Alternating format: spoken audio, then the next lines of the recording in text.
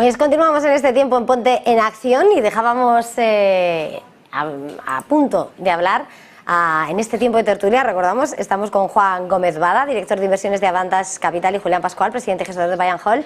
Juan, mirando a esa próxima cita con los bancos centrales, exactamente, si, como decíamos, más o menos, si no, en cuanto a esas expectativas, al discurso, ¿qué esperas de esa cita?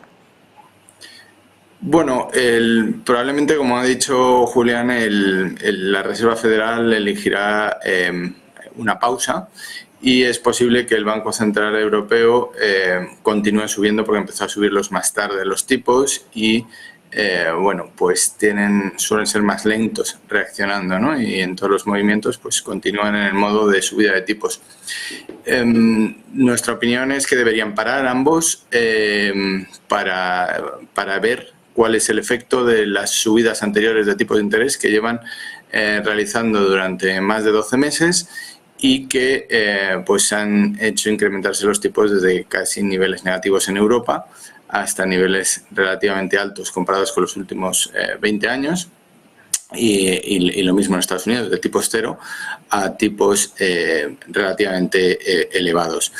Entonces, esto está generando restricciones de crédito, han provocado quiebras bancarias en Estados Unidos, no nos olvidemos de ellos, de Silicon Valley Bank, Signature Bank, First Republic, y esto es bueno porque al final unos incrementos de tipos de interés hacen que los activos de los bancos valgan menos, y porque si no generan fuertes pérdidas es porque no los tienen que reapreciar, no los tienen que poner a precios de mercado. Y bueno, en cualquier caso, para evitar males mayores, toda la banca europea, americana, está vigilando muy de cerca su liquidez y eso hará que den menos crédito que den menos crédito a la economía, a las empresas, que a su vez, por otro lado, la demanda, eso es la oferta, la demanda también está disminuyendo porque a mayor tipo de interés, menos demanda de crédito, porque lo normal es querer reducir costes financieros. Julián, esa contracción en el crédito y decíamos, y Julián decía antes cómo los efectos de los bancos centrales estaban afectando de alguna manera al crecimiento y a la inflación. En este contexto llega ya la duda, parecía que se había atenuado las advertencias de recesión para este año y ahora vuelven a avivarse, sobre todo se están relajando según algunas casas de inversión en Estados Unidos, pero sin embargo los PMIs mirando a la eurozona acercan más ese escenario recesivo. ¿Recesión sí? ¿Recesión no? Julián, desde Buy and Hold. Bueno, esa es la pregunta del millón. Si supiéramos esa pregunta, pues sería mucho más fácil el trabajo de inversión. Sí que parece que en Europa, si no estamos en recesión, estamos ya casi, sobre todo en Europa Central. Como hemos comentado antes, todas estas políticas tienen mucho más impacto en Europa, entre otras cosas porque la economía el corazón de la economía europea, que es la economía alemana, el centro de Europa, está muy dependiente del gas ruso y el precio del gas se ha duplicado, triplicado de antes de la guerra hasta ahora. Entonces eso pues al final hace que la economía sea mucho menos competitiva, el crédito es más restrictivo, etcétera, etcétera. Todas estas cosas combinadas hacen pues que la economía europea, pues los PMI sean malos y que la economía europea, si no está en recesión, está muy próxima. Sin embargo, en Estados Unidos, curiosamente, la economía ha sido tremendamente resiliente, ha aguantado muy bien la subida de tipo de interés y no es descartable que vayamos a un aterrizaje suave, es decir, conseguir controlar la inflación sin recesión. Eso puede ser. Tampoco es que tengamos una opinión muy clara sobre eso. Nosotros, digamos, al final hacemos una inversión más desde lo que se llama en inglés bottom-up, o sea, desde abajo hacia arriba, más que de arriba hacia abajo, más que con tomar decisiones en función de razonamientos macro, analizamos empresas concretas y las seleccionamos. Entonces, sí que pensamos que en general, tanto en el mercado de renta fija como en el mercado de renta variable, hay muy buenas oportunidades a día de hoy a pesar de la subida. Por eso pensamos que es probable que pueda seguir subiendo los mercados si no pasa nada raro y no hay una gran recesión, no hay una subida de petróleo desmesurada. Si no pasa nada raro, digamos, pues somos relativamente optimistas. Vamos a ir de lleno a esas perspectivas, a ese escenario más del mercado. Antes, Juan, por terminar, desde Amantes Capital, ¿cómo veis esa posibilidad de recesión? Pues nosotros nos mantenemos cautos, sobre todo en el fondo de inversión flexible que tenemos, Avantas Fund, con un nivel de inversión neto en renta variable inferior a la media histórica, en el 62, inferior al 70, en el que ha rondado los últimos 9 años. Y el motivo es, pues bueno, porque esperamos una dificultad del crédito en los próximos meses. Sin embargo, a largo plazo no vemos demasiados problemas estructurales para el crecimiento en Occidente, y ni en Europa ni en Estados Unidos, y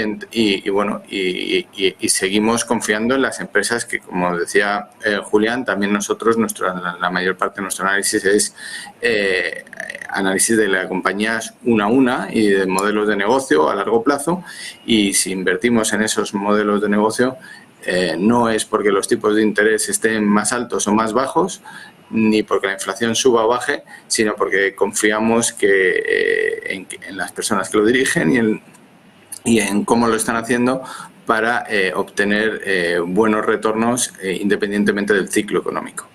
Entonces, por eso mantenemos la inversión y seguimos encima de las compañías que tenemos en cartera seleccionadas una a una. Pero no...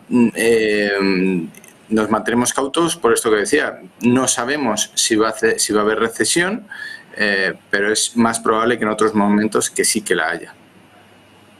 En un momento vamos a continuar, pero antes quiero poner sobre la mesa, lo comparto con vosotros, aunque ya hemos pasado por este asunto, pero acabamos de recibir de última hora las declaraciones de uno de los miembros del Consejo de Gobierno del Banco Central Europeo, Casimir, que se pronuncia sobre lo que podría suceder el 14 de septiembre. Otro día Christine Lagarde no daba pistas y dice Casimir que la opción preferida sería subir los tipos en 25 puntos básicos la próxima semana.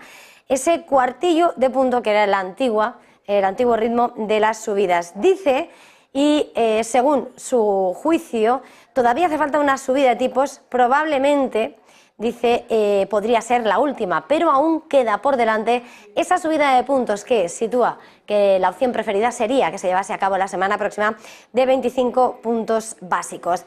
Los motivos y el diagnóstico: la inflación es obstinadamente alta y las expectativas de crecimiento de los precios, es decir, esa inflación sigue muy por encima del objetivo del 2%.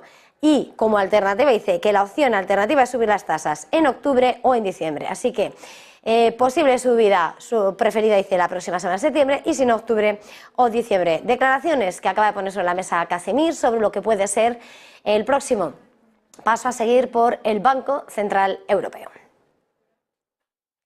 Y volviendo a nuestro tiempo de tertulia, a nuestro momentum, les dejaba a Julián y a Juan señalando de alguna manera cómo su estrategia, cómo su análisis pasa por ese análisis detallado de esas empresas, buscando al detalle esas oportunidades para esa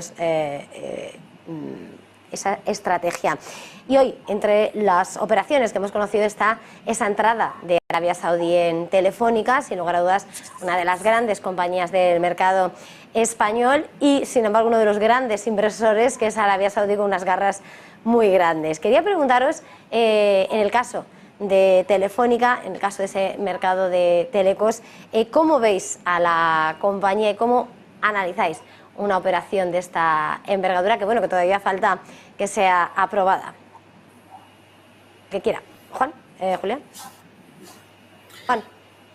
A ver, bueno, por comentar rápidamente, a ver, todavía nos faltan muchos detalles para saber exactamente cómo se va a hacer, etcétera, pero es una operación, digamos, que para nosotros es de difícil comprensión. Es decir, el mercado de Telefónica es un mercado bastante maduro, muy comoditizado, en que es muy difícil la diferenciación. Al final, digamos, los clientes valoran muchísimo el precio, pues buscan un teléfono con transmisión de datos y ya el siguiente punto crítico es el precio. Entonces, en ese sentido, pues está comoditizado y es un mercado difícil. Es un mercado que lleva sin crecer durante muchísimo tiempo, con presión en los márgenes, etcétera. Entonces, esta operación pues es difícil valorarla. Habría que porque no parece a priori, digamos, que hayan comprado una empresa particularmente en un mercado particularmente atractivo. Dicho esto, hay que entender por qué se hace, si lo hace el Fondo Soberano de Arabia Saudí o lo va a hacer la filial de telecomunicaciones, si puede tener otros intereses en la filial de telecomunicaciones. Habría que entender más cosas, pero en principio no parece que sea una operación, digamos, de fácil comprensión. Por poner también en contexto, que los fondos soberanos hagan operaciones de estas, sobre todo de Oriente Medio, tampoco significa que sean acertadas. De hecho, pues fondos soberanos de Oriente Medio eran accionistas de Credit Suisse y perdieron toda la inversión hace escasamente unos meses. Y históricamente, no voy a empezar aquí a sacar todas las inversiones que han hecho, pero históricamente han hecho otras inversiones que tampoco han tenido mucho éxito. Entonces, la verdad es que no nos resulta difícil comprensión. Pero bueno, hay que esperar que tenga más información porque puede que haya más variables, aparte de la variable puramente financiera. Puede que esté buscando un tipo de sinergias operativas, si es la operadora de telecomunicaciones la que lo hace, pero vamos, que no pensamos que Telefónica esté en un mercado especialmente atractivo e interesante para invertir. Juan. Sí, nosotros desde Avantas Capital no considerábamos ya a Telefónica como un candidato a entrar en las carteras de los fondos que dirigimos, porque hay una ausencia de alineación de intereses entre directivos y accionistas. No hay directivos de referencia que se preocupen por la evolución del valor, la generación de valor a largo plazo. ¿Vale? Para nosotros eso es imprescindible, es nuestro primer criterio de inversión y sin eso pues no seleccionamos ese tipo de compañías. Con la entrada de Arabia Saudí, que se convierte en el primer accionista de Saudi Telecom, desde nuestro punto de vista tampoco cambia mucho, porque ¿de quién es Saudi Telecom? No es de una persona, una familia concreta que quiera maximizar el patrimonio, tenga una estrategia clara. Además, tampoco lo va a tener fácil en el caso de querer dirigir a Telefónica, porque hay instrumentos del gobierno y la propia regulación que se lo van a impedir. Entonces, bueno, pues probablemente se trate de una inversión financiera y algo más que quieran por detrás, aparte de adquirir conocimiento, ¿no? Y bueno, pues así lo valoramos. Pensamos que es una estrategia de Arabia Saudí para conocer cómo funcionan una operadora de telecomunicaciones como es la española, que ya no es lo que fue, pero aún así puede darle pues conocimiento y rentabilidad, porque también pues cotiza por no ser muy atractiva como modelo de negocio, pues a unos múltiplos que tampoco están mal, pero en nuestro caso ya digo que no entra en el tipo de inversiones que hagamos por falta de alineación de intereses de los directivos con los accionistas, y no pensamos que eso vaya a cambiar en el corto o medio plazo. Y antes de terminar, a la hora de mirar esa estrategia, quería preguntaros, ¿renta fija, renta variable? Julián. A ver, nosotros somos optimistas sobre las dos, tanto renta fija como renta variable. En renta variable, no tanto en el mercado en general, sino sobre todo en algunas empresas, particularmente empresas de pequeña capitalización que están cotizando a múltiplos extraordinariamente bajos. Las empresas de tecnología ya han recuperado casi todo, digamos, en lo que va de año, pero las empresas de pequeña capitalización están ahora mismo a múltiplos que tenemos que remontarnos a la crisis del 2008 o 2009 para verlas tan baratas. Entonces pensamos que hay una gran oportunidad.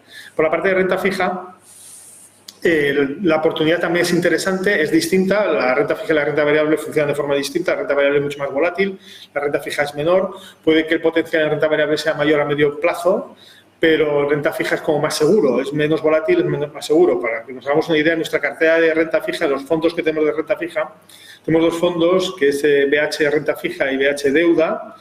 BH Renta Fija es una cartera de renta fija un poco más agresiva, más buscando rentabilidad, y la cartera de BH Deuda es más conservadora y tiene el objetivo de batir al a la letra española del Tesoro. Entonces, el BH deuda, por ejemplo, la cartera que tenemos a término, la rentabilidad a término, sin ninguna empresa que tenemos en cartera aquí, pero ahí mantenemos las inversiones hasta el final, hasta el término, hasta que ya nos devuelvan el principal, pues la rentabilidad sería del 5% en deuda, con duraciones bastante cortas, y en el BH de renta fija la rentabilidad es del 7,5%. Entonces, claro, es muy interesante. Sobre todo si pensamos que los tipos de interés pueden pararse o incluso mirando más a 2-3 años podrían reducirse un poco. Entonces, ahí tendríamos importantes revalorizaciones. Para lo que es renta fija, muy interesantes, ¿no? Pues como digo, son dos cosas distintas. Puedes ganar mucho más dinero si inviertes a lo mejor en renta variable, en small caps, en valores de pequeña capitalización, pero vas a tener más volatilidad, vas a tener que tener más paciencia. En renta fija, pues las rentabilidades no son tan altas, pero no dejan de ser muy interesantes. Insisto, la cartera que tenemos de BH renta fija, en nuestra cartera de bonos, hay la rentabilidad del 7,5%, lo cual es muy, muy, muy interesante y muy por encima de donde está la inflación hoy día. Y para terminar, Juan, vosotros desde Advantage Capital, ¿cómo veis renta fija, renta variable? Pues ahora vemos que hay oportunidades en los dos tipos de activos. Hace 3-4 años o 2 años no había oportunidades en renta fija y así lo explicábamos. El fondo mixto que dirigimos, Advantage Fund, no tenía bonos en cartera. Ahora sí tiene una selección de fondos, una selección de bonos que tiene una TIR media del 9% y eso que tiene una duración pues que ronda los 2,5 años, o sea, relativamente corta. Para eso pues hay que encontrar determinados bonos que den una rentabilidad especial por algunos motivos y motivos también para confiar en la evolución de esas compañías o esos negocios. Y por otro lado, en renta fija, en renta variable sigue habiendo oportunidades, como siempre las hay, pero bueno, es pensar en el largo plazo, analizar bien los modelos de negocio, analizar los equipos directivos que estén alineados con los accionistas, como antes decía, y que también pues coticen a un precio razonable. Pero pensando en el largo plazo siempre hay oportunidades. Estamos pues en los dos ámbitos buscando opciones de inversión. Esas opciones de inversión que buscamos aquí en Negocios Televisión. Gracias por ayudarnos, acompañarnos esta mañana. Juan Gómez Bada, director de inversiones de Advantage Capital. Julián Pascual, presidente y gestor de Buy and Hold. Feliz jornada, feliz negocio. Muchas gracias. Muchas gracias, Eva. Nosotros hacemos una pequeña pausa para